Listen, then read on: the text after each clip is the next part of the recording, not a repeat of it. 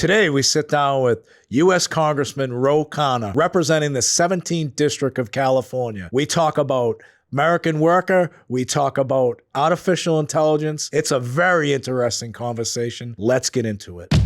I'm Sean O'Brien, General President of the International Brotherhood of Teamsters. Put your helmets on, buckle your chin straps. It's a full contact sport. We're going to find out who has a better bad idea. We are here with Ro Khanna, the 17th Congressional District in California. How has the last 4 weeks been for you? Well, first let me say I'm honored to be on with you, Sean.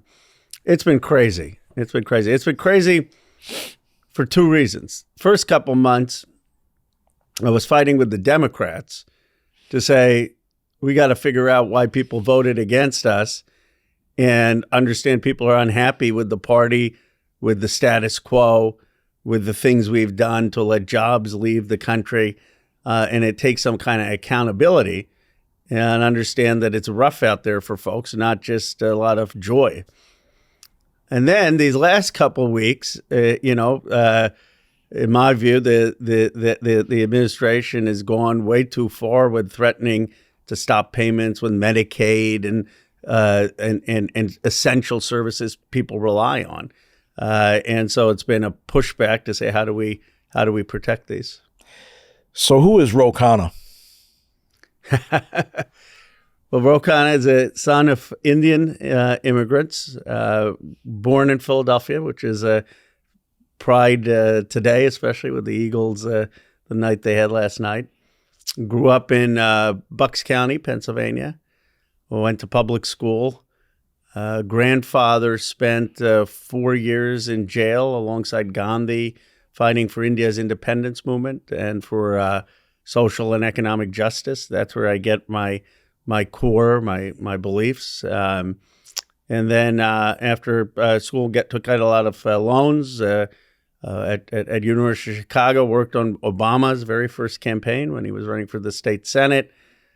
Move out after my education to Silicon Valley, work for President Obama as his Deputy Assistant Secretary of Commerce, write a book about why we need manufacturing in America, travel around the country, seeing how our heartland, our manufacturing totally decimated, and then have been representing Silicon Valley in Congress for the last 8 years, pushing for us to become a manufacturing superpower again, a complete rebuilding of our industrial base. So first generation American. First generation American. What was it like growing up in Philadelphia as an Indian? You know, it was remarkably easy. I mean, in terms of the issue of people accepting me. I had Little League coaches who believed in me. Now, I couldn't hit for anything, so they used to put me ninth or, and say, watch the bunt when I used to come up. But I used to play. They used to kind of plays, and I was decent in the field. And we used to trade baseball cards. I had a local Bucks County Courier-Times paper. They used to publish my op-eds. My first op-ed at 14 years when I was in ninth grade, it says, read this 14-year-old's lips, George, to the first president. And I thought the president was going to read my op-ed. Of course, now I realize they don't read your op-eds. But it was, why I have belief in America? Because of the way I grew up in Bucks County. I mean, was there a time some kid would say, hey, Ro, go back to India? Yeah, but it's like a handful of times. Most times I remember I grew up in a place where 99% white, Indian American, Hindu faith, and people said you can do anything in this country you want. Yeah, I went to a public high school and, it was very diverse. And I don't think anybody looked at anybody as being different, especially, to your point, you played sports, right? You played baseball. Sounds like you were on the Bad News Bears. Yeah. Right. But, I think there's a perception out there that if you look different, if you're from somewhere else, that you're treated differently.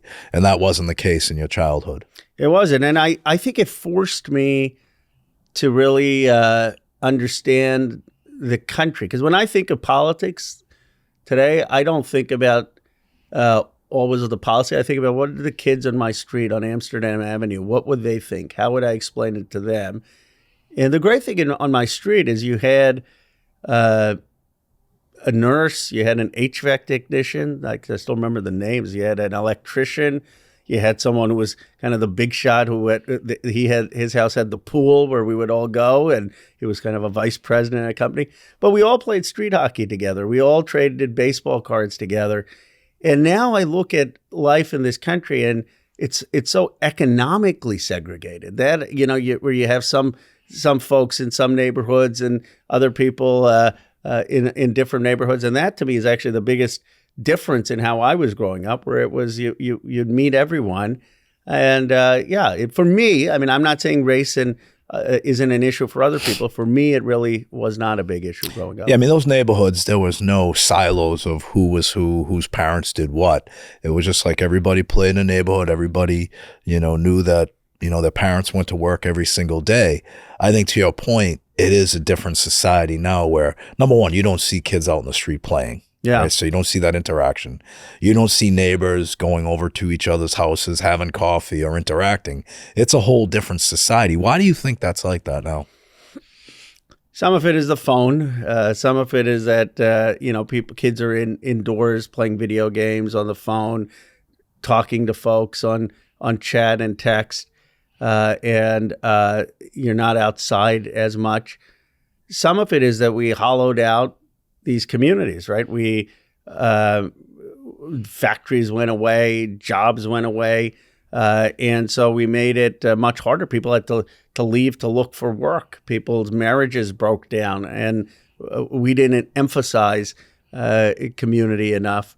And some of it is the income inequality. I mean, it's no longer the case that everyone can afford to buy a house in the same kinds of neighborhoods. Now, if you don't have a college degree, you often can't buy a house in a place where people who are living who do have a college degree. That wasn't my childhood. On my street, I mean, we had people who, like I said, were electricians, plumbers, whose families did. You didn't even know if they did that much better or not than the families who were engineers. Like my dad was an engineer, but it was all similar, and you didn't even think about it, other than this one person who was the kind of wealthy person on the street. But even that, it wasn't like they had billions of dollars. And I think that's what we've gotten away from as Americans. So you're a big proponent of bringing manufacturing back into the United States, and sitting in your seat as a congressman since 2017. Did you look at some of these trade deals that were done under the Clinton administration, other administrations, as being detrimental to what we talked about earlier, how you said there's no more factories in these neighborhoods, there's no more manufacturing? I'd like to hear your perspective on that. It was devastating. It was not just detrimental, it was devastating. And we've had this conversation before. The Democratic Party has got to be honest that we were part of the problem. There was a status quo that was part of the problem. NAFTA, sends factories, not just in the 90s, but till today. There's factories that are being closed and going to Mexico. I'll give you a quick example because I was just in Milwaukee. I met with two guys, Chauncey and Quentin, both in their 40s, African Americans. They shook Obama's hand in 2012 when he came there and said, Master Lock is thriving, manufacturing is back. 2022, their factory shuts down. Chauncey says to me that, he had a Cadillac, he had a house, he's losing everything. Quentin says his daughter made a chalkboard picture about, Daddy, don't be too upset, you lost your job. Now they were making $30 an hour. Now they're making $17 an hour driving to deliver people's medicines. And they were devastated. And you know what? They didn't vote this time. They had voted. They knocked doors for Barack Obama. They didn't vote. And I think until we understand the Democrats' complicity in NAFTA, in getting China into the World Trade Organization, in financial policies that allowed these companies to have stock buybacks instead of investing in manufacturing, in allowing private equity to come into some of these companies, hollow them out, and then pay dividends to to Wall Street, the financialization of this economy. until we're honest about that, we're not going to get a hearing of what we want to do. Well, I think the honesty is important, but I think the transparency is just as important because, you know, when we talk about issues and we talk about political affiliations, whether you're a Democrat or Republican, for us, it always comes down to why are these Democrats or why are these Republicans making these decisions they're making that are going to not bring back manufacturing jobs, that are not going to help the American worker. And then when you peel that onion back and you see that all these politicians are taking big money donations from tech, big money from corporations. Now, you know, you've prided yourself, I believe, in saying that I don't take PAC money and I don't take money from corporations, right? Is it a corruptible system where people, again, working people are put in the middle because of the corporate greed and the financing of a lot of these elections? The money is the biggest problem in our politics. You know, you're getting money from corporate interests, especially these days with super PACs. And again, it's both sides. I mean, we had more billionaires supporting Vice President Harris than Trump had billionaires supporting him. So, you know, we could call out billionaires on both sides, but the reality is they pour in millions of dollars and they don't want some of the basic changes. What are those basic changes? Why do we have a corporate tax rate, Sean, that is less if you move your factory to Mexico? Well, we just had it recently under the Biden administration. We had to energize the batteries. Yeah. Now, under the Biden administration, there was a big announcement of, in Ohio, I believe they built a chips factory and battery factories are being built all over this country, which is a great thing. Yeah. But we have energized a battery. 600 Teamsters in the middle of the Biden administration moved their company from Wisconsin to India, right? Because they were going to save so much money. Like, why are we allowing that to happen? Why are we allowing good American jobs, especially, you know, to your point, you used a great analogy of those two gentlemen. We had 600 people that have been there, and the average person was there 25 years or more. So that wasn't just a job to them. It was a career. It was a lifestyle. It was a means to an end with retirement. How do we stop these corporations from, you know, exploiting the American worker and moving those factories overseas? Yeah, and those factories that move, it's often not even good for the people in Mexico or India because they're exploiting them. It's exploitive labor. I mean, this is multinational corporate greed that has, as you put it, it's not just the jobs, it's hollowed out these communities. I mean, it's caused divorce. It's, you said, if it hit me, you see this all the time because of your job. But when I was in Warren, Ohio, someone said, you know, the factory shut down. 13 guys either had committed suicide or had gone into depression. And I said, 13 people in this factory? And he said, yeah, it destroys your life. And our policies have destroyed lives for the last 40 to 50 years. So what do we do in that case?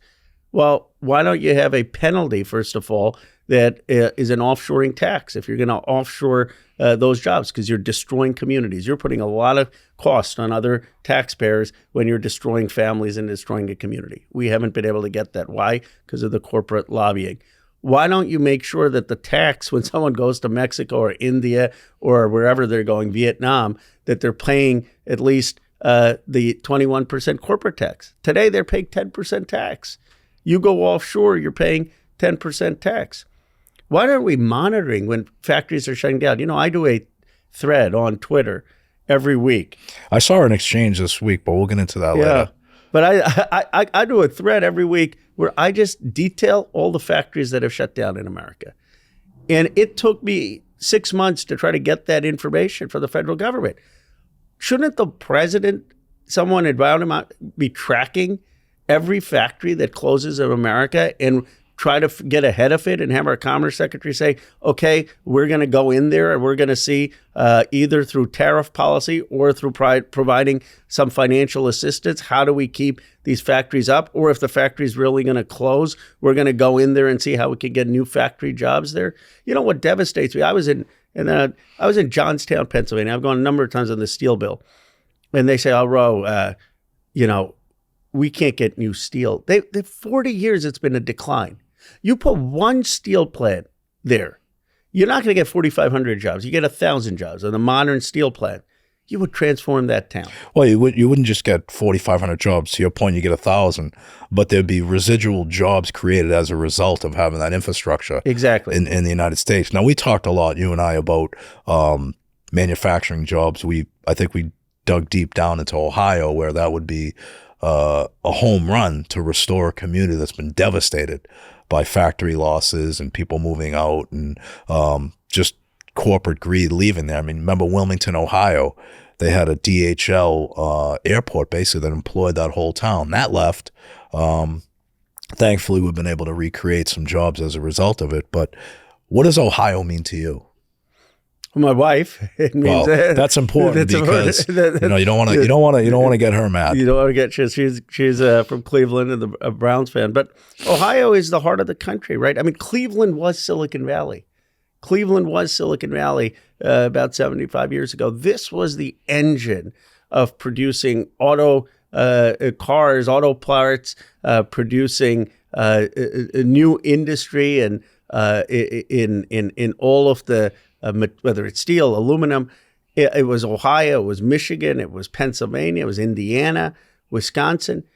And we basically, for 45 years, 50 years, hollowed it out. I mean, did anyone ever come to Warren, Ohio, or Ashtabula County and say, or Toledo, and say, you know what, let's rebuild this place? You know what they said? No, go move, go become a knowledge worker, go to Rose District, go to Silicon Valley. How are you going to buy a house in my district, first of all, if you even move? Are you going to pay $1 million if you come in to buy a 3-bedroom house? And you know what was offensive is it's not just that we didn't try to rebuild manufacturing. And by the way, we thought a lot of these jobs, manufacturing jobs, truck driver jobs, warehouse jobs, these jobs are, these aren't the great jobs. These are the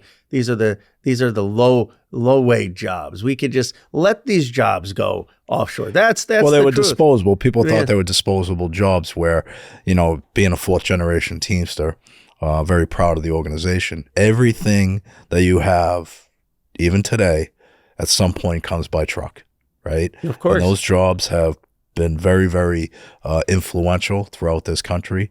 I mean, we've got to recognize that, the jobs that people think are disposable were actually highlighted during the pandemic, and how valuable that we are with the essential workers.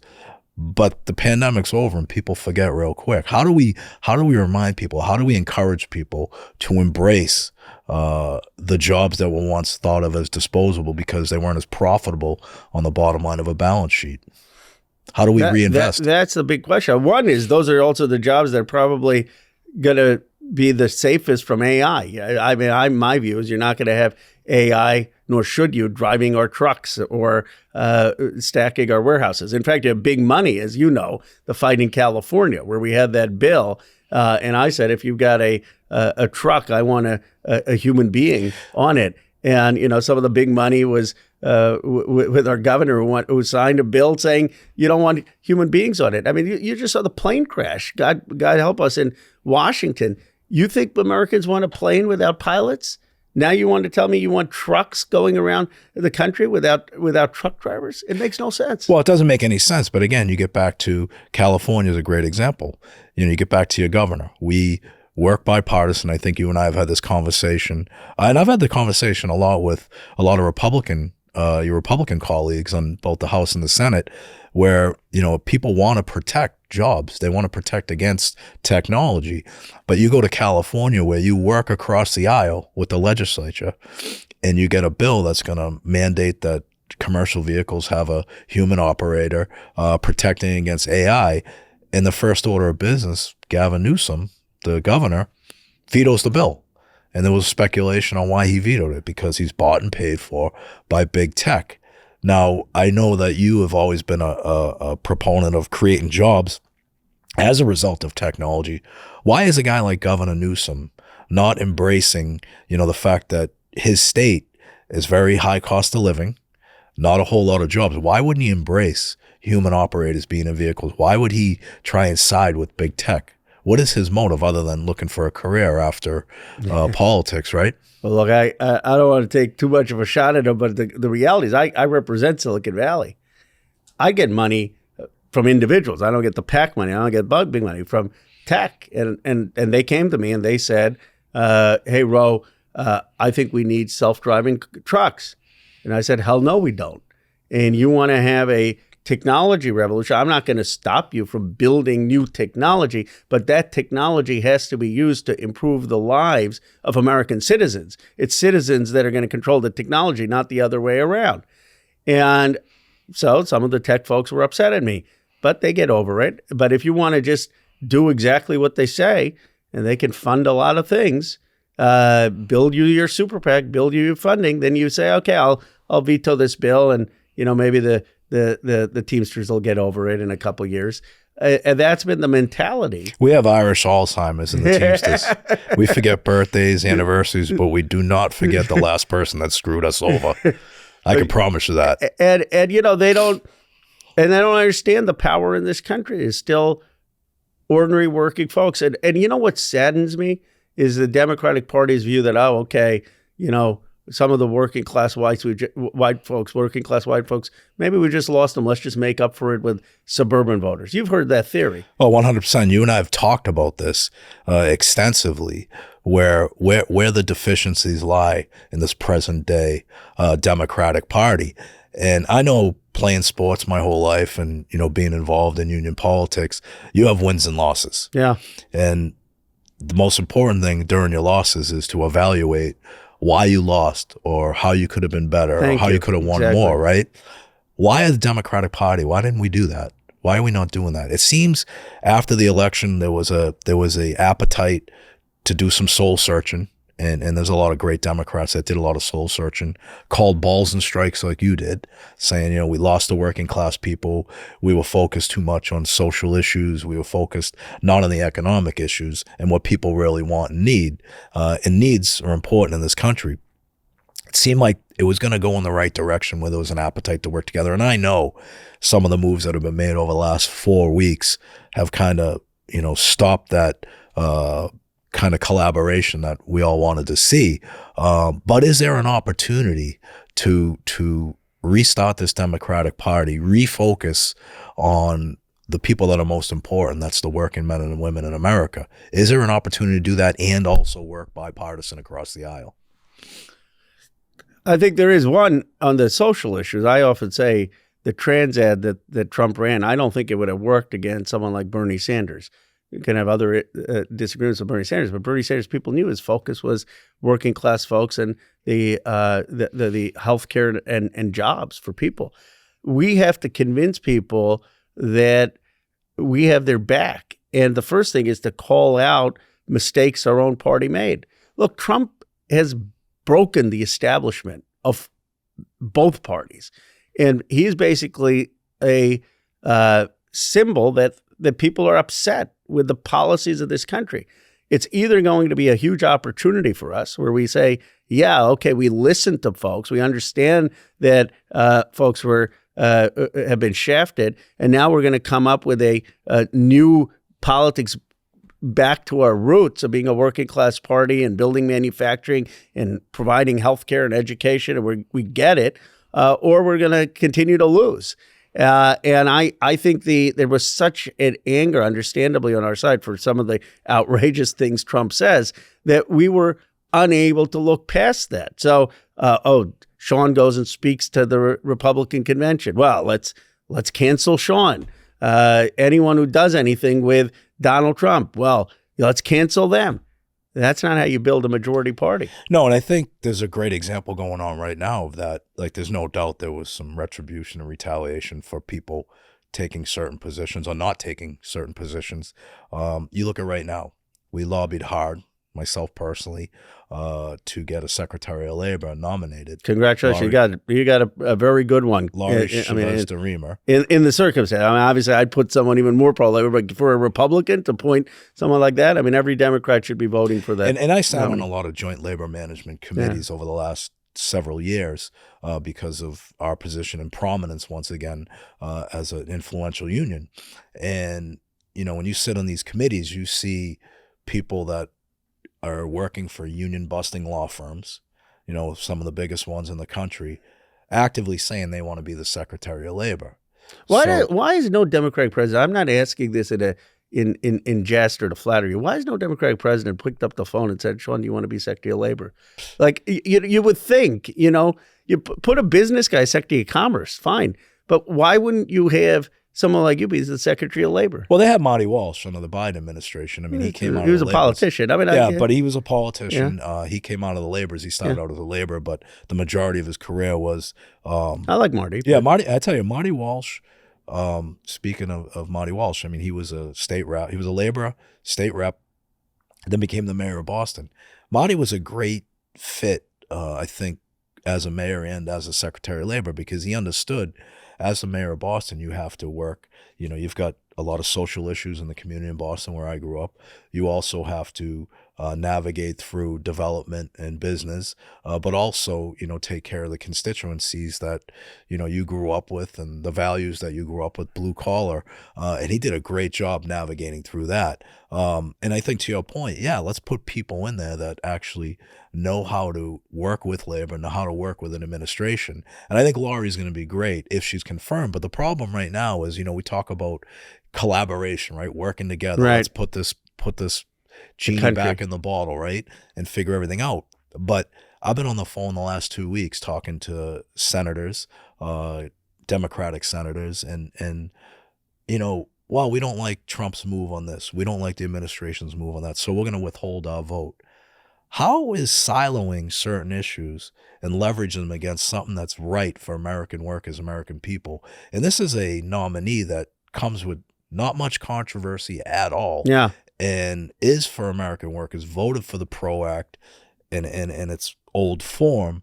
Why are we not putting aside differences and focusing on the task at hand now and utilizing that as a political weapon? Well, she should have been the first person we confirmed. I mean, look, I don't have any problem that they got Rubio with 100 votes because he was qualified for that role, though I disagree with him. But why didn't we do this is the slam dunk to support her?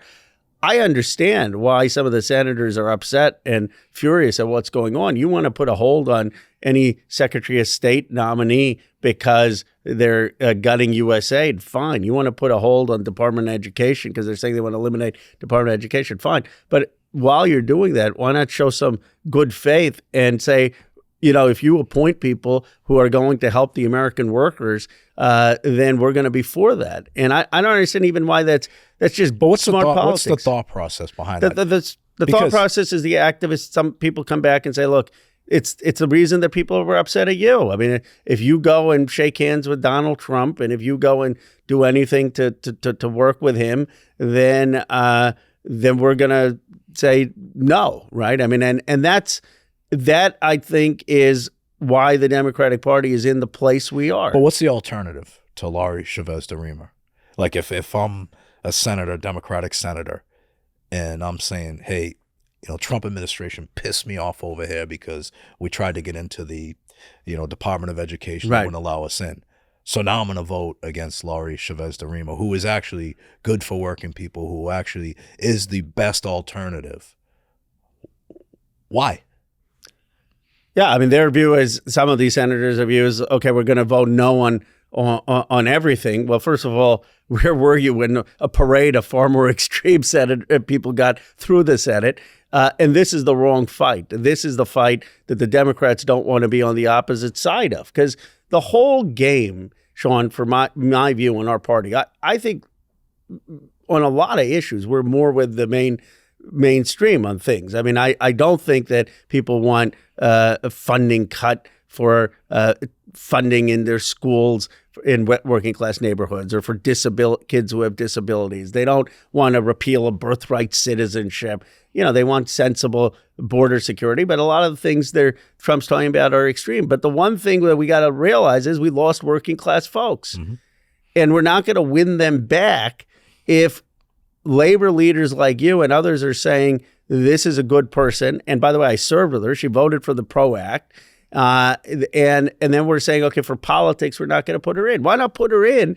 And then in 26 or 28, when we run, we say, look, we were willing to work for workers on these things, but here's what we're going to do even more if you give us a chance. And here's why we'll be better. But we will do whatever we can for workers, whatever the circumstance. It's a total political mistake. Well, you get back to what we were talking about earlier, right? You shift back to, you know, when the election was, the results came out, the election, you know, was certified, and, you know, there was a lot of soul searching going on.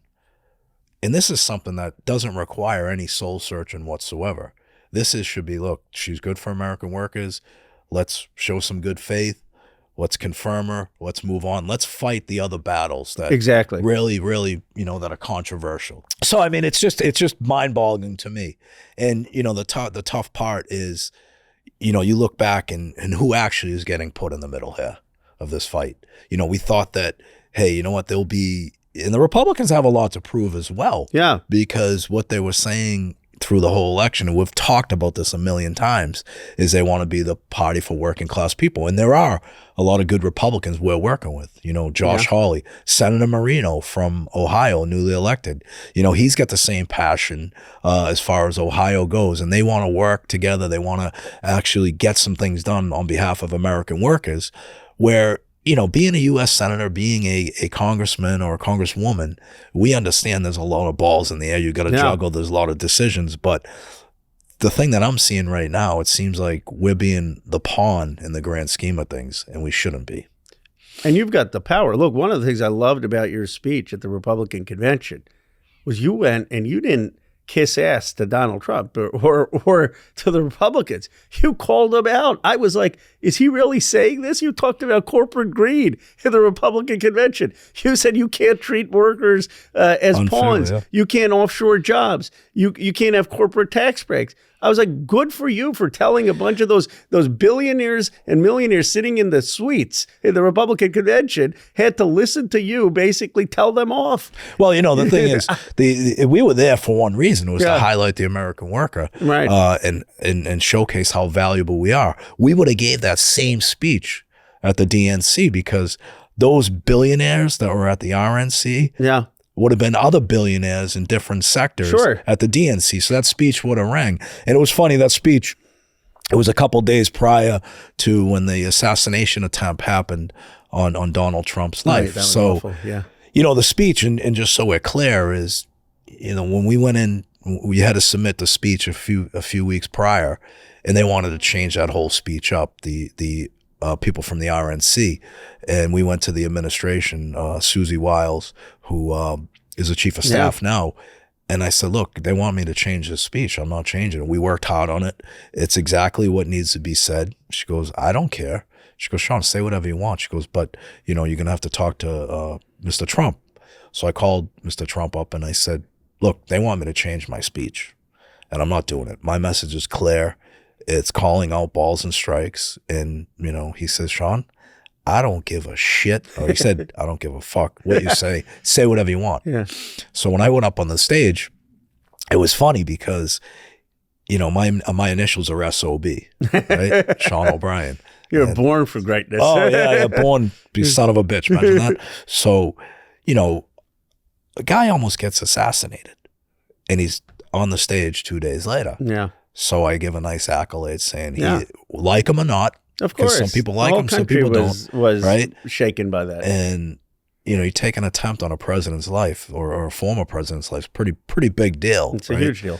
So I said, he is one, like him or not, he is one tough SOB. Yeah. I get this huge applause, you know, got criticized for saying it.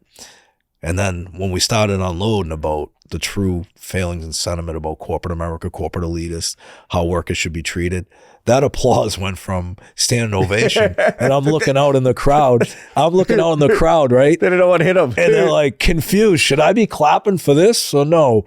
But all in all, it was a good experience, great message. But that same speech, I could have gave that at the DNC. You should have given it at the DNC. And that's where what our party should be doing is listening to folks like you saying, okay, if we can get this a confirmed labor secretary, fine. If we can work with Josh Hawley to cap interest rates at 10%, like Ian Sanders had proposed, let's do that.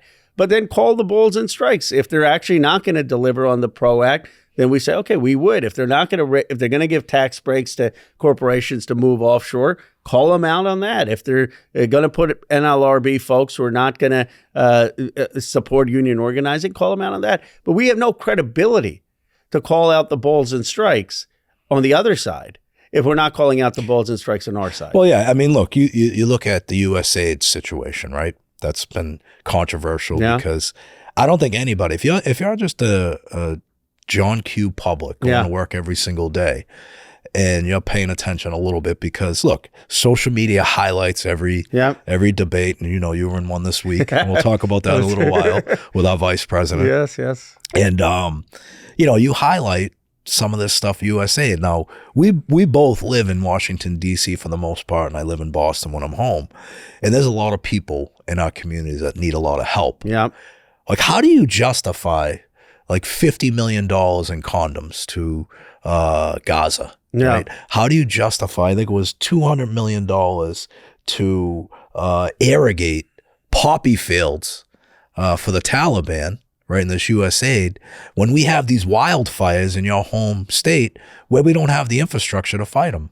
I mean, are we wrong at looking at some of these things and saying, why are we supporting a $20 million reboot of Sesame Street in I think it was in Iraq? Yeah.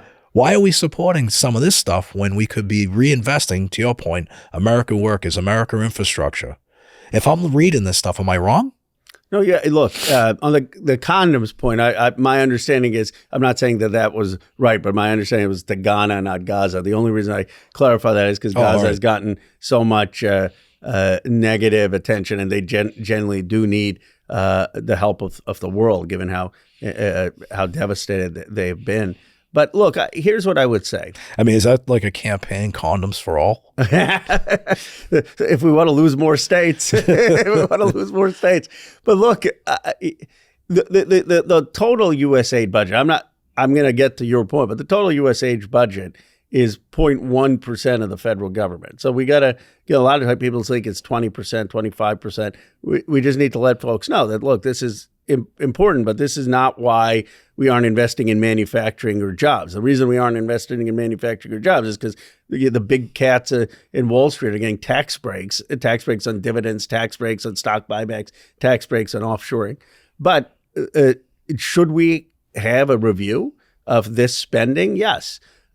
Should we make sure that is there wasteful spending there? Absolutely. Have we ever had a review of this spending though? Probably not. Bill Clinton tried it with reinventing government, but obviously there's, whether we've done it or not, obviously it needs to be done again.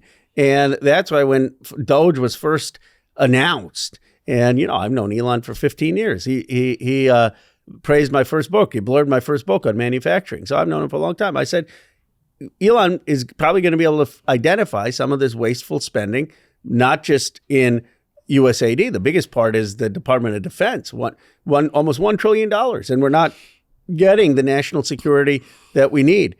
But he's got to come. I think the problem is that there's this view, okay, he can just turn off the spigot, and that's just not how democracy works. And you can say, well, it's this crazy, let's just have someone turn it off. But we believe in following the rules. And if you have those things, you know what he should do? He should come to Congress and he should tell Speaker Johnson, I want Ro Khanna and all 435 of these guys to vote on each one of these things and have an up or down vote.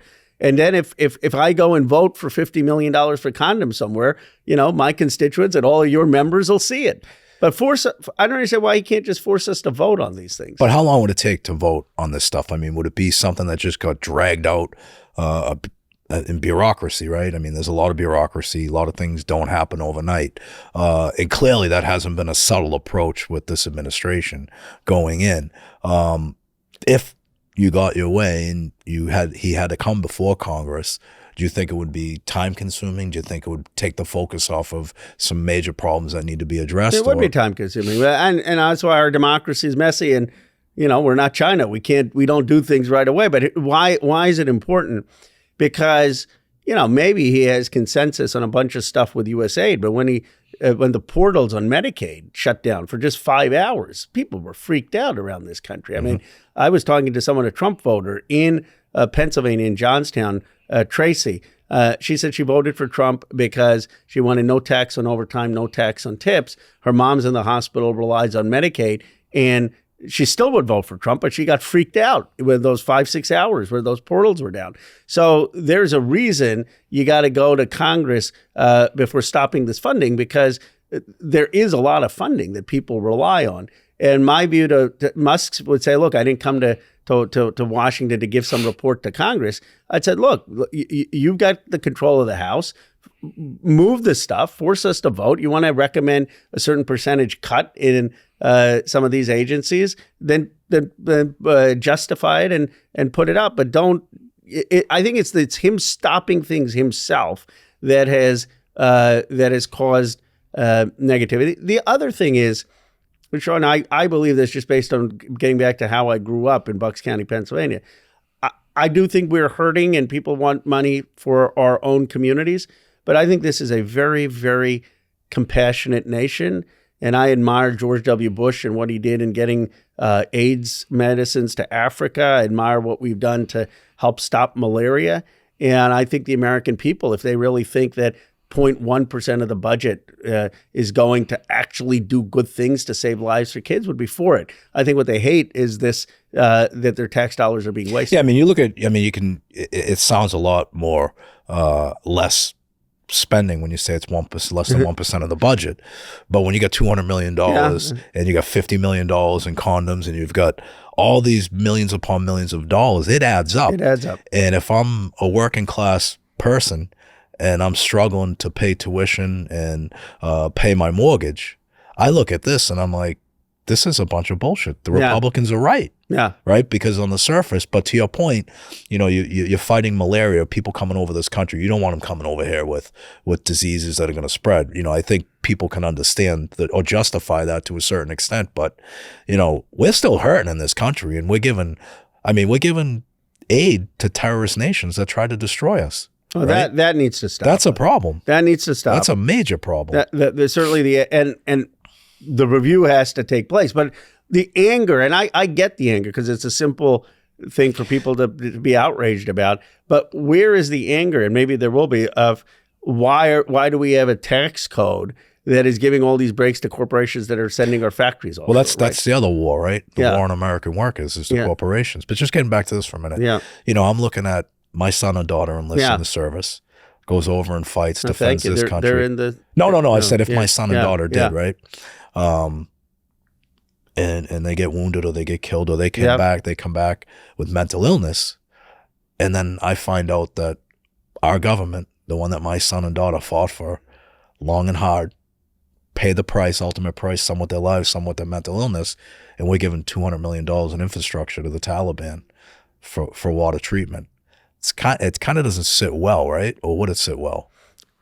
Well, absolutely. We should not be obviously funding any terrorist organization or organizations that are in war with the United States. So I concede that point. I would just say that a lot of the USAID spending started under John F. Kennedy was because we were the world superpower, and we said, just on basic humanitarian grounds, that we cared about the dignity. And we were looking for allies. And we cared, we're the only country that sort of believes, because of our faith and our sense of morality, that every human being has dignity. And if a small amount of money for America could save millions of kids' lives, that's how it started. Then we were going to do that because we were going to step up and we were going to have allies. We were going to be a moral nation. We were going to be more moral than the Soviets and more moral than any other nation in the world. And I think Americans like that. I still believe we are, though. We are, but they like that. But some of this has gotten abused. It's gotten abused by the politicians.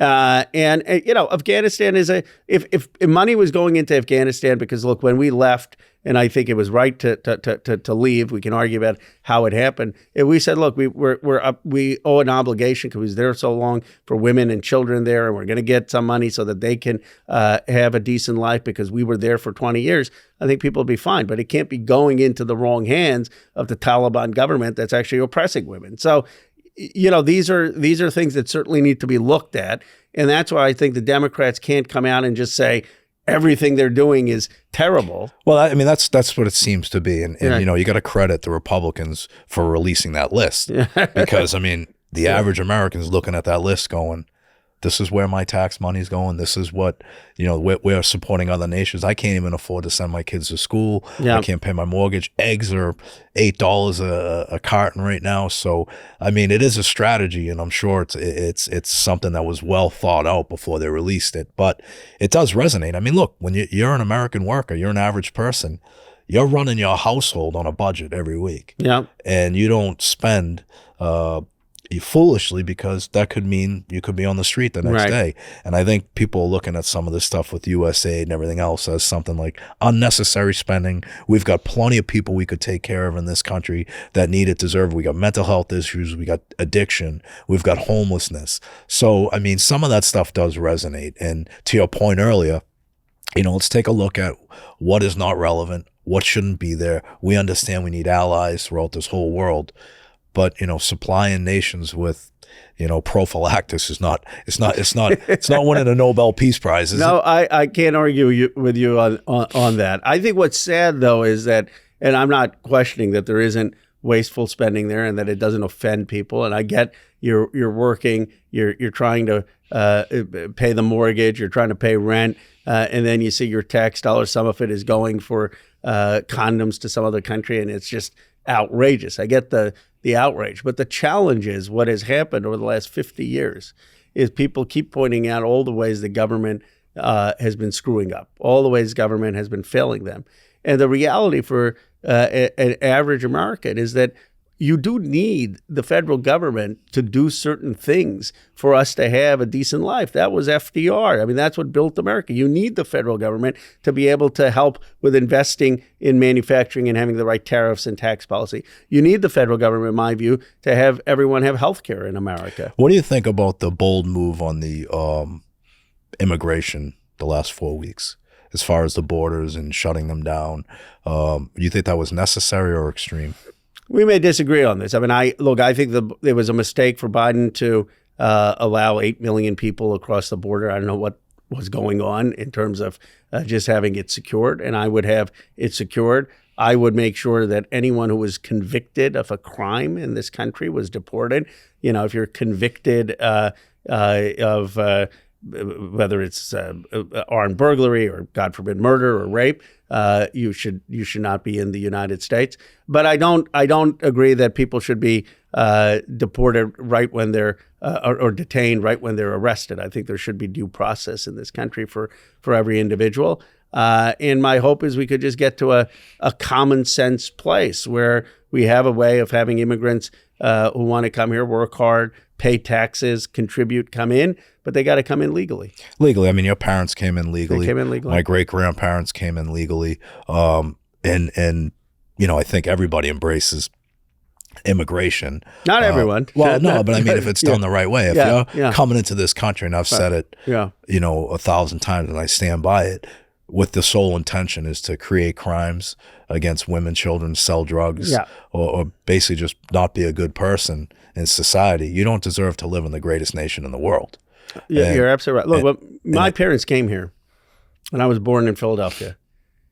And I still remember my mom saying this when I was young. She said, "Ro, you won the lottery. You were born an American. Unlike your cousins, unlike your relatives, you were born in this great country. Go work hard. Go make good grades. Go learn everything you can about American history, because you have an opportunity that so few people in the world have."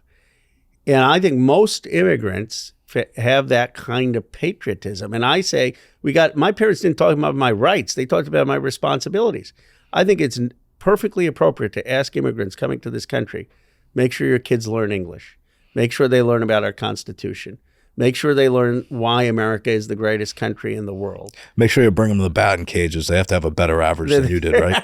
In Little League. If they want to get made less fun of, make sure they know how to, hit a home run. Keep your eye on the ball. Don't keep your eye on the ball. Don't just be the single guy who watch the bunt. Make sure, but make sure they play. Make sure. My parents. They put me in Little League, right? They put me played football. I wasn't good at all of that, but it's not like I just went and played cricket. It's not I just went and did Bollywood movies. Well, I got to believe there weren't too many cricket leagues in Philadelphia back in the 90s. But the great thing about America is It's not like Americans say, like, no, let's not have cricket. Now there are cricket leagues. It's great. But that doesn't mean we can't recognize that the Super Bowl is the great cultural celebration for America, or baseball is. So I think that well, you're just saying that because Philadelphia won last night. Other than it would have been anything cultural. It just would have been another game. It's Saquon Barkley didn't even have the night I thought, but Jalen Hurts, what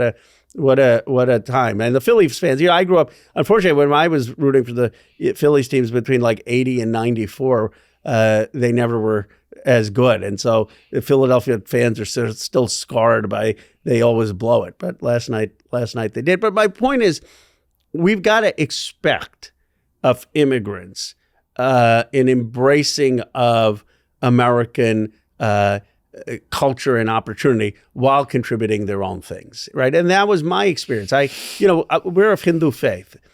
On Christmas Eve, everyone put out candle lights on the street on Amsterdam Avenue. So my parents put out the candle lights, and we celebrated Christmas. We loved it. It doesn't diminish my faith. It doesn't diminish me to participate in the cultural celebration of that community. And you know what? Our neighbors, they were curious about what was Diwali like, and they would come over, they'd have sweets. That's America. It's a spirit of saying, you're coming here, come here wanting to love and embrace so much of the culture, and then you can contribute to it. And you can critique it too. But don't just start out with, here are the rights. There's also got to be a responsibility. And I think if you have that attitude, Americans are the most generous, kind, welcoming people. My father-in-law tells stories. He came here with no money in his pocket. He tells stories of random strangers in Cleveland saying, hey, stay here for a couple weeks. You don't have rent. Oh, well, yeah, you don't have to pay us back, right? I mean, it's a very, very compassionate Yeah, I mean, there's nation. no doubt the good outweighs the bad in America, right? We're the greatest country in the world. Right. But there are some things that we need to improve on. Yeah. I mean, this civil war between political parties is not helping. That's the biggest challenge. And you and I have talked, I think early on, and if I misquote you, please correct me, but you said, look, Sean, I want to be blue MAGA, right? Meaning that, you want the best for this country. Blue Team America. Team Blue America, right? Yeah. So is there an opportunity, even though these past 4 weeks, there have been some not so subtle moves done by the administration, some people would agree with them, some people wouldn't. Is there an ability to move past the hate and discontent of what has been going on over the last 4 years and work with this new administration, bipartisan, create policy and procedures? Forget Elon Musk. I've never met the man in my life. You probably know him a lot more than I would, even because where you're from, Silicon Valley and everything. But, at some point in time, there's all this speculation that he's going to be out. I said to Elon, whether that's the case or not, but is there an opportunity? I said to Elon, do cars and Mars, right? Those are his two things. Cars and Mars. Cars and Mars. But yes, there is. But and I'm not going to put the ball in your court, but I think it's going to take, because there's such a breakdown in trust right now between the parties. That's just the honest truth. And there's such a partisanship on both sides. It's going to take people like you who have respect on both sides of the aisle to come and say, Ro, this bill, this administration initiative is important to my members, and you better get the hell on board. I mean, because I know you're not going to mince words. And if there are 3 or 4 things like that, and you can do that to the Republicans that, are actually going to bring up new factories, bring up a higher pay for workers, bring up better chances to unionize, whatever those issues are, then I think we would have a chance in this administration to get something done. Because what are we going to do in this country? Are we going to say, okay, 4 years, we're going to campaign against Donald Trump, whatever everything, and then, okay, maybe we win the House. Maybe we even win the White House in 28. And then what? Then for 4 years, the Republicans will campaign against us, and then they'll win it all back.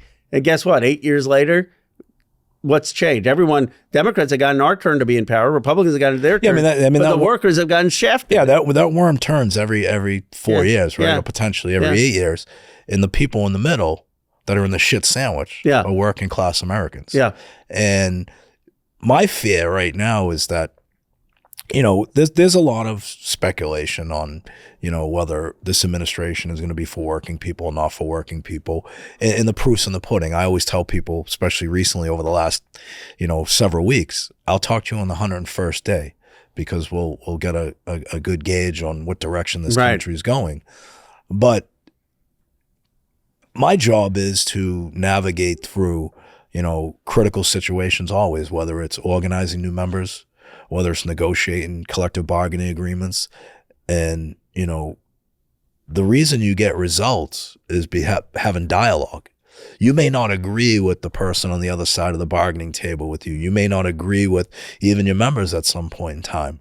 But if you're not having conversation, or you're not trying to be part of the solution, it's just going to be the same old, and you're not going to get that positive result.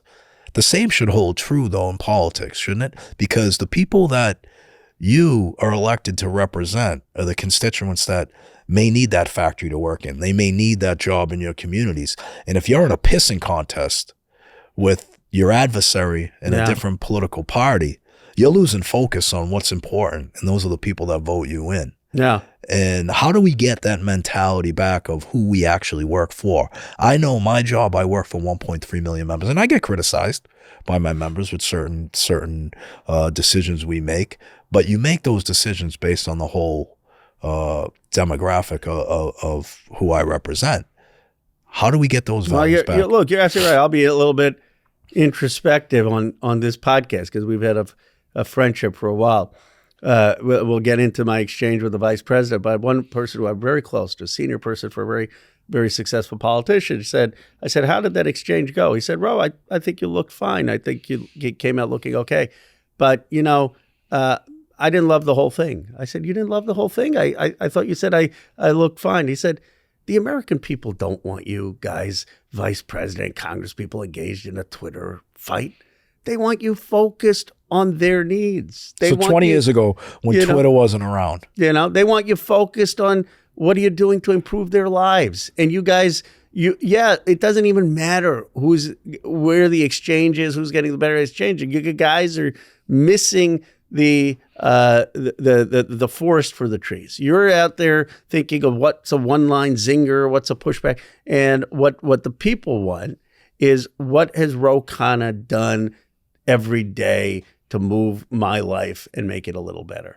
And that to me was that was a kind of what you're saying. I mean, you were polite. Maybe you wouldn't say it directly to me, but it's all of us can get caught up in that. Oh, I mean, I've gotten caught up in social media back and forth. I mean, we both come from neighborhoods where growing up, you'd be like, I'll see you at 2:35 outside. Now you say, I'll see you on Twitter. Come on, will you? I mean, really? That's your dojo now, Twitter? And but people are passionate. Yeah. Vice President's very passionate. He's a passionate person. He's a very passionate person. Served our country. You're very passionate. Yeah. You've done a lot of great for this country as well. So, and I have a lot of respect for the Vice President's wife, certainly, and for his story of military service and his service to the country. I mean, we had a disagreement over a kid who made some stupid comments on social media, comments that were really above the pale, in my view, saying normalize Indian hate and repeal the Civil Rights Act and other outrageous statements. And I was just saying, look, before you rehire the kid, make him apologize, retract his statements. Vice President saying people need a second chance and you shouldn't get labeled just for social media posts. And that was what the argument was about. But I am ready to move on. I'm sure he will be as well, and we got to figure out how do we help this country. You're not going to challenge each other like a celebrity boxing match or anything else like that, are you? I think we had our moment. There's something. Well, that's the problem too. Everything's so public in social media, and I think, and again, I've been guilty as charged on this with a couple of outbursts I've had with some politicians where you had outbursts, Sean? Allegedly, come on, it wasn't allegedly, but you take a step back. We're very passionate people. You take a step back and you go, you know what? We're better than this. We're better than this. There's no name calling needs to happen, and who actually benefits from this? The thing is, nobody does. It's just like, again, it's going to be used as a sound bites on TikTok or whatever the case may be. And at the end of the day, a couple of conversations, I'm sure you put differences aside, and like I've done with a lot of people, and it's through maturity mostly for me, especially where, your first reaction is to be defensive and attack. And then you take a step back and you say, you know what, I can be more effective with some dialogue, with some valid points, without the insults, without the attacks, right? And anybody can decide, is that an attack on me personally, or is that coming after my family, whatever the case may be. But at the end of the day, we've got to act. We've got to act like adults. We do. And we got a lot of, you, me, the vice president, we all have a lot of responsibility. We're in serious roles of leadership for this country. And the sad thing in our environment is, probably, I think 20 million people saw the exchange between the vice president and me. When I go on the House floor and I talk about actually getting factories back to America and trying to raise wages for working class folks, maybe, 1,000 people see it. So it's like the conflict gets attention. People love conflict. They love it. So the question is, how can we, when I see the vice president next, or how can we take that and try to turn it into something constructive, like the vice president and Ro Khanna come together on a bill? Well, I think that's going to actually help people, and now maybe people will pay attention. Oh, weren't those the two guys who were fighting? Well, he's from Ohio. He's from Ohio, right? Yeah. And I think he would like nothing more to see manufacturing come back. Yeah. Put his people to work. Yeah. Make that state, prosperous once again. So that's where, I think you find common ground on a lot of this stuff. I agree with that. And his book I liked his book, Hillbilly Elegy. It was all about coming from places that had been abandoned and that had really been in decline. So, from my perspective, and I'll convey that to him, I'm ready to move on to work to help people in this country. And I think that's what, it would be a shame if after Trump, we get a politics that keeps getting more divided and divided. And what was upsetting to me about the exchange with the vice president is that we're the next generation, right? It's one thing to say, okay, the Biden, Trump generation, they're divided. Don't forget about the Clintons. That whole generation, look, they were so divided. But if the new generation is going to be even more divided, what hope is there for the country? So that was what I was reflecting on. I said, are we just repeating the patterns of that older generation? Or is there something going to click that this next generation? Well, I think it's a cultural thing in Washington, D.C. Yeah. You had the squad, so to speak, right? They come in 4 or 5 years ago and they were going to go against the establishment, the Democratic establishment. And a lot of those folks fell right in line. Right. Yeah. They fell right in line, got on board, and their mission that started out as change and everything else kind of seemed to diminish. Is there an ability to change this culture in Washington, D.C. and work together? I mean, it's not hard to figure out. Like you just said, the vice president and yourself, you probably agree on a lot of different things, right? Is there going to be that ability, or is it just going to be a line drawn in the sand where Democrats say no to everything that the Republicans are trying to do, and vice versa?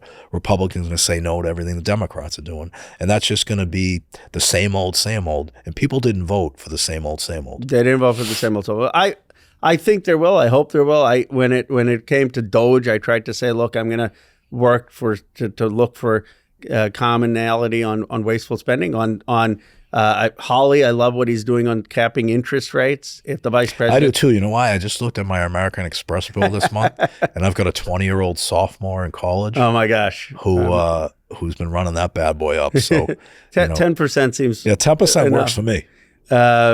And so if the vice president has stuff on manufacturing, then or building our industrial base, or doing something to improve worker wages, I'm for working with them. But I come to your point, Sean, which is why you've got such a unique role in American politics right now. I don't know many people from the labor movement who have the respect of so many people in the Democratic Party, who also have the respect of people. There are some people that aren't happy with us. There are always going to be some people, but if you want to win the heart and soul of this country, either as a Democrat on our side in our nominations or the Republicans on their side in their nominations. You want the Teamsters on your side. And yeah, okay, there are fringe people who rather have the financial elite, but that's not the voters. Well, the financial elite does not exist without working people in this country. Exactly. And that's the narrative that we've been saying for the last 3 years. Let me ask your advice on one thing, though. We've talked, when people say, look, Biden was the most pro-union president and did all of this, how do the Democrats do better? What is your advice? I'll tell you, Biden was a great president. Yeah. Okay. He did a lot of good stuff for working people. He did a lot better. Yeah. The one thing that the Democrats, and I'm a lifelong Democrat, the Democrats made mistakes. They forgot where they came from and who they represented.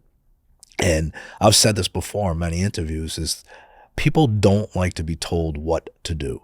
Yep. Right. And the Democratic Party was telling people how they should vote, how they should think, what they should be doing. Instead of doing what we do every day as labor leaders, I am in workplaces 3 days per week, 3 different states per week, talking to the people that I am paid to represent and have the honor and privilege. The Democrats need to get back into their communities, see exactly the testimonials or hear the testimonials from the constituents.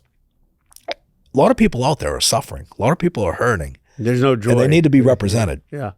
And, this civil war that's going on politically in this country is not helping those people that are paid to represent. So if I'm looking at solving problems, because that's what we do, I would go back to the people and focus on the communities I'm paid to represent. You can't get anything sitting in your office here. You need to be out there with the people. And I think that's important, number one. And number two is, don't be afraid to have conversations that aren't popular. Often two times we play to the narrative that we think people want to hear. Yeah. I like having the discussions where it's controversial, where it's critical at times. And I love criticism because it actually opens your eyes up to what you may not be doing that people want to see.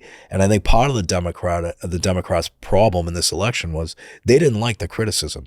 They didn't like, hearing what they didn't want. None of us do. I mean, do we really want to hear, you should have done this better, you should have done this or that? No, we don't. But the reality is we need to hear it. Yeah. And I think that's what needs to happen. And I think let's not put working people, American workers, in the middle of a political war. That's your best line. I think that's what's happened. That's what happened in this country for 40 years, 50 years. They've been in the middle of a political war where both parties come in, try to oppose the other party. Both parties were problems in NAFTA. Both parties sent their jobs to China. NAFTA's the biggest, the best example, of jobs leaving the United States. Yeah, and China, World Trade Organization. And then the private equity, the deregulation. You have all these private equity folks.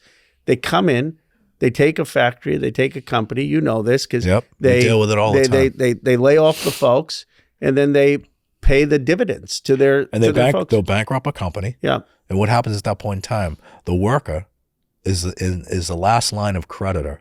In that process. So let's not focus on throwing bombs back and forth. Yeah. Let's work on bankruptcy reform that's going to actually be pro-worker, pro-American worker, where if the company goes bankrupt because private equity spins them off and makes a massive profit or whatever the case may be, let's take care of those workers. Let's look at credit card reform where you cap percentages on time. That's helping American people. That's something that both parties can work on and agree on. I mean, that's easy stuff.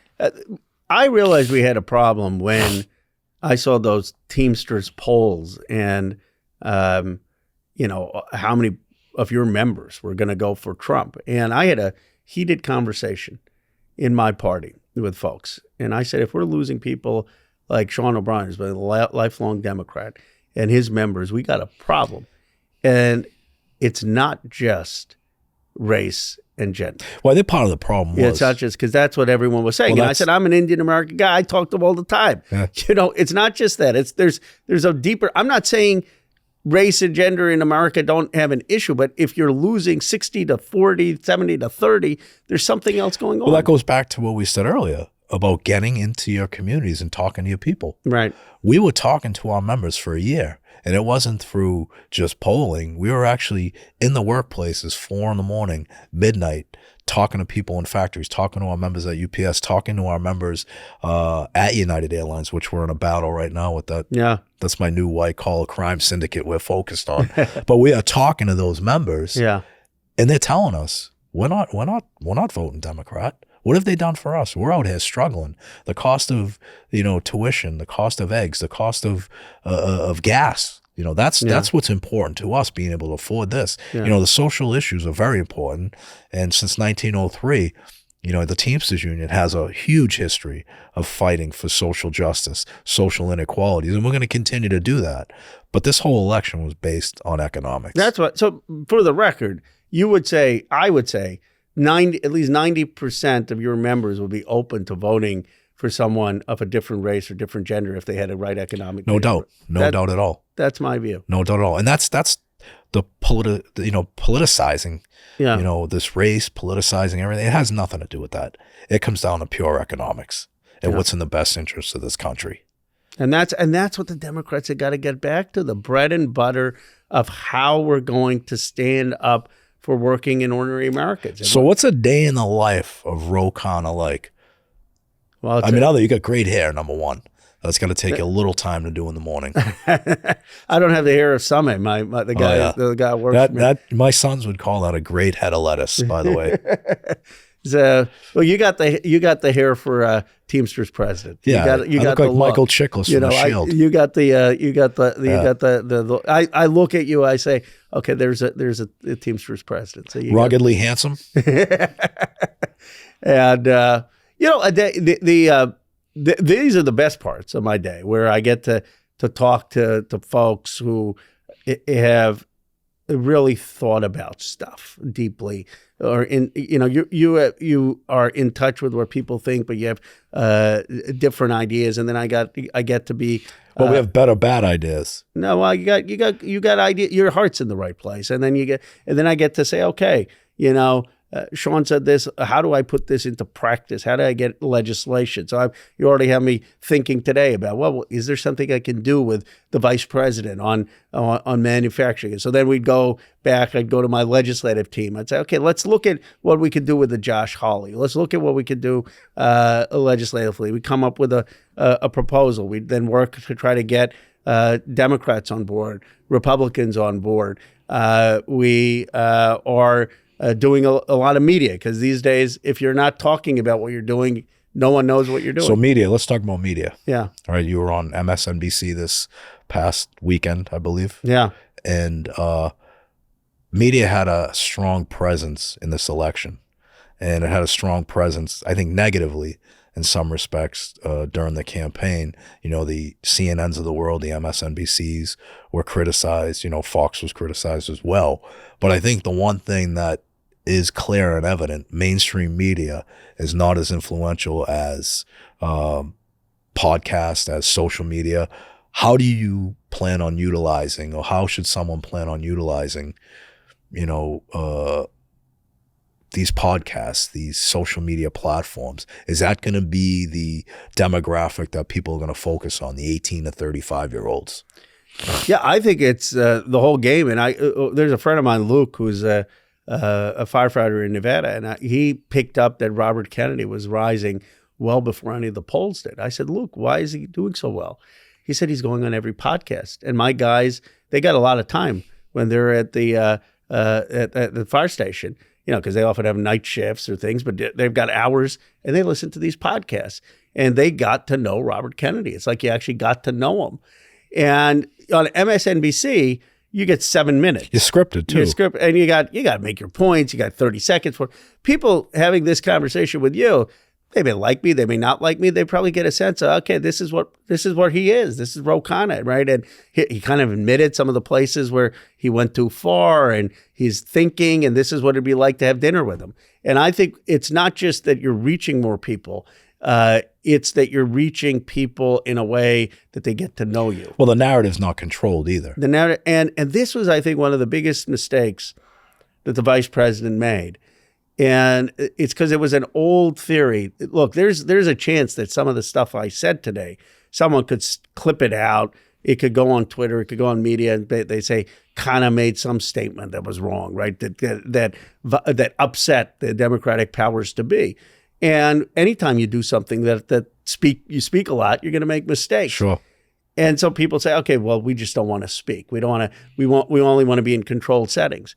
Well, the American people have said that's not going to work. That's not going to work. You got to be out there. You got to make mistakes. You got to be. Let us know, all of you, warts, everything, and then we're going to make a decision. And so I think we got to go on everything. I go on conservative podcasts. I was on Tim Pool's. I was on PBD. Obviously, this is a huge opportunity because you've got such a following around the country. I think we got to mix it up and not be afraid to be challenged. What's the future for Ro Khanna? The future is to figure out how do we work to get something done for the American people this year. How do we rebuild the Democratic Party? To build it in a direction that is rejecting what I call the global trade consensus that hollowed out this country. See, I believe, Sean, if we can actually rebuild places in Ohio, places in Johnstown, places in Michigan, that this could be an incredible time for America. That we don't have to reject the PhDs, the techies, the finance. We just got to make sure that they're on Team America, that they're working with the folks in labor, in the working class, to rebuild our factories, to rebuild our industries, to make us the preeminent nation in the world. And you say, why? Because that's the country my parents came to. When they came in the 1960s, we were the country going to the moon. We were the country building things. We had this dynamism, and that's what I want for America. And I want to have people like you. I don't care if you go even work in a Republican administration. I think people like you need to be. Yeah, there haven't been any job offers. Well, like that. I think the next Democratic president or Republican president should put you in the cabinet and put a business leader in the cabinet. Put politicians too. Don't write off all the politicians. I mean, we're going to need everyone. That was FDR. That was FDR's genius. And I want to be part of the economic renewal of America, the economic revitalization of America. Sometimes we got to look in our past to move forward in our future, and we got to embrace the things that have worked and get rid of the things that don't. I think that's how we're going to be successful moving forward in this country. I agree with that, and I think that goes for all of us. And to me, there are two ways you can look at Donald Trump's wins now. Two wins. One is just to reject everything, and the other thing is to say, well, why did he win? What did we miss? What did we do wrong? What in the past that we said that it's not working? And I think the second approach is probably going to be a better chance of having us not just emerge as a Democratic Party that can win again, but that can lead. This country is starved for leadership. Well, listen, I want to thank you. I know you've got a busy agenda ahead of you. Try to stay off the fighting on the social media. Take it from someone who knows. It doesn't work out well. I got the lesson. But look, I was very excited. I was very honored, genuinely, when you asked me to be on this podcast, and I've been excited by your voice, Sean. And I think you're, again, in this incredible position where you've got the ear of the president, you've got the ear of Republican senators, and you have a lot of respect amongst the vast majority of Democrats. And so you can't bring the country together yourself, but you can be part of that effort around a working class agenda. Well, I think collectively we all have got to put our differences aside and focus on what's important for this country. And to your point, working together, collaborating to effectuate true change. So I really want to thank you for being on today's podcast, and you're always welcome back. Thank you. Appreciate it, John. Great. Thank you.